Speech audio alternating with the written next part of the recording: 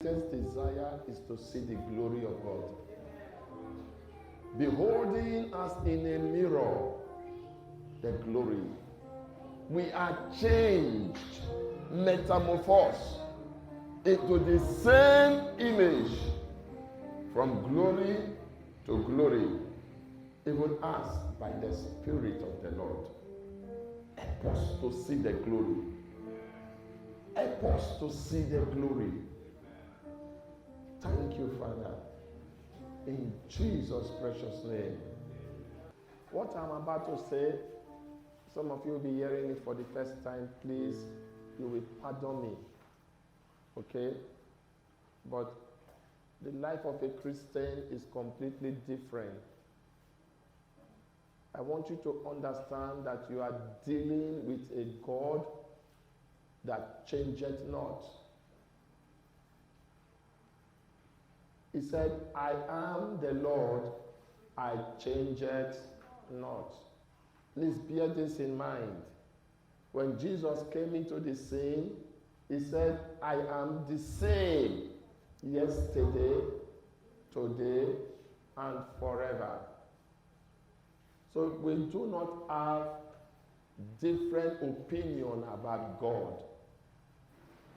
The Lord thy God is one. Yea, O Israel, God is one.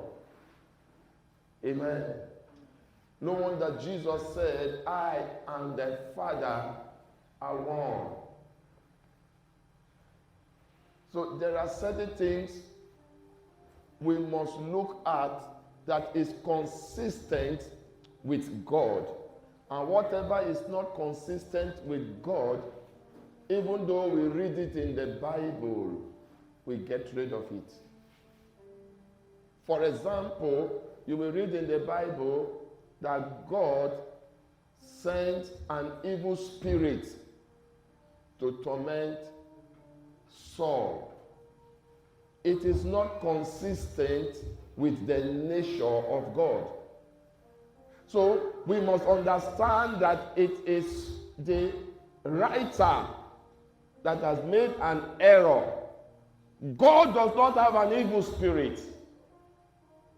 Are you with me? Or you will read in the Bible that God sent a lying spirit upon the prophets. God does not have lying spirits. Are you with me? Or you will read in the Bible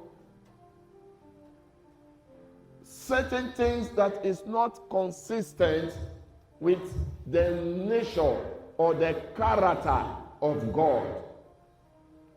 Number one, God is holy. This is his nature. This is his character. Number two, God is good. Number three, God is light. It is clearly defined. 1 John chapter 1 and verse 4, 5. And in him there is no darkness at all. Are you following me? God is light. God is merciful. God is love. This is what is consistent with his character. The God you serve, the God I serve, is merciful. The God you serve, the God we serve, is gracious. Anything that does not fall into this very description of God, don't accept it. Amen. When Jesus came, he came to reveal the Father to us. There are a lot of revelation about the Father Moses is a prophet. Isaiah is a prophet. Jeremiah, they are all prophets. I believe one of the primary functions of the prophet is to reveal the Father to us, or is to reveal God to us, so that we can know God. Amen. But all the prophets that came, not one of them gave an accurate revelation of who God is. But when God decided to reveal himself, it came in a body. It came in the body of a man called Jesus. That Jesus is the revelation of God. So much so that he said, when you see me, you have seen the Father. Amen.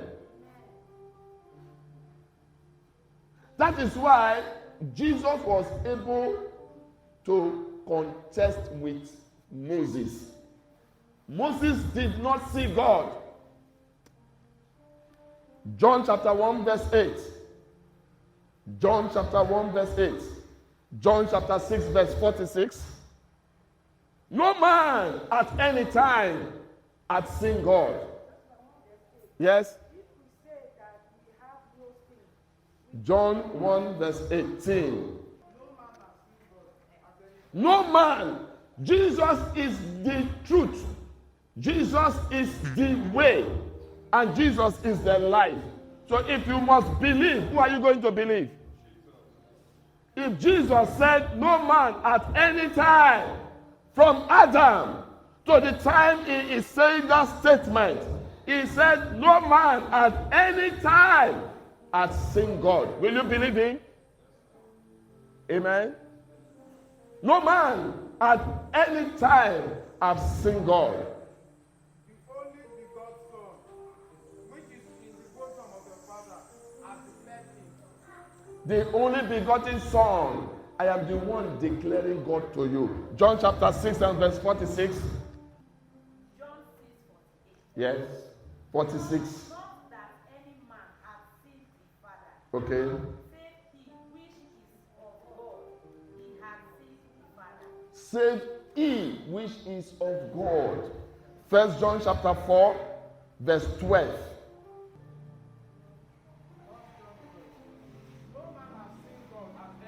No man has seen God at any time. No man hath seen God at any time. If we love one another, If we love one another, God dwelleth in us, God dwelleth in us. and his love is perfect in us. The love is perfect in us. Know this. Moses didn't see God. Okay? Then ask me, what transpired in the burning bush? Okay? There is something that transpired in the burning bush. When he heard a voice, it was the voice of an angel, not God.